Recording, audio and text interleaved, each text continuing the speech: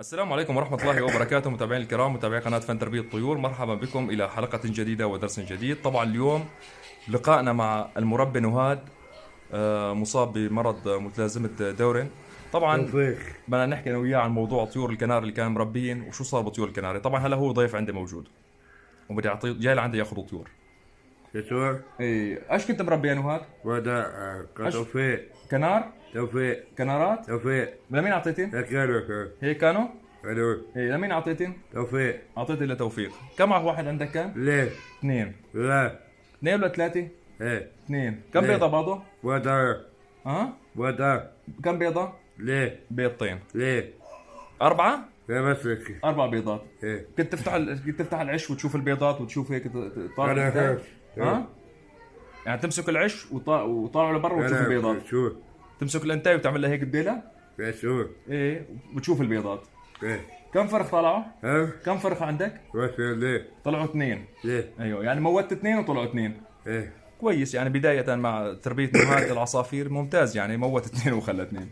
طيب نهاد، هلا العصافير ماتوا ولا عاشوا لساتهم بالزلزال؟ ها؟ الزلزال ايش صار بالزلزال العصافير؟ ايه ليه؟ ضلوا اثنين؟ ايه. يعني الفراخ ماتوا وضلوا اثنين. ليه؟ نعم. طيب ها؟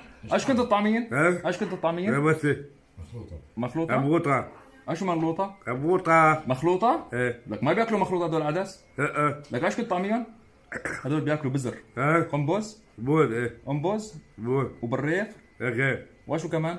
انا شوف. وخبز. ايه. كنت طعمين خبز؟ ايه. شلون تسوي الخبز؟ يسوع. تقطعه هيك تعطيه للعصفور؟ يسوع. شلون؟ يسوع.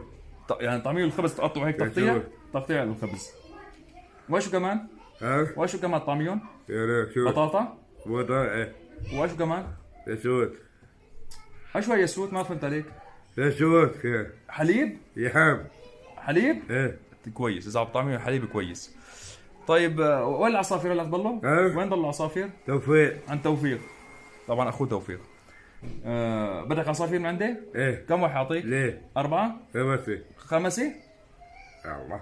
كم واحد؟ خمسة. 4. ما هو عيل، يعني بده جوزين. ايش بدك، عواشق ولا كنار؟ ليه؟ كنار ولا عواشق؟ يسوع. عواشق؟ يسوع. شلون بيسوي العاشق؟ شلون بيسوي؟ يسوع. شلون بيسوي؟ ها؟ هيك بيعمل؟ ايه شو.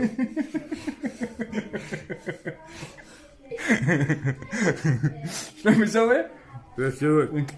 هيك؟ تمام، بدي اعطيك عواشق. شباب، بتمنى من الجميع يعملوا زر اللايك لنواد ويشترك عنده في قناته على على التيك توك. راح احط لكم رابط حسابه بالتيك توك، بتمنى الكل يشترك عنده. طبعا عم بيعمل مقاطع فيديو حلوه يعني.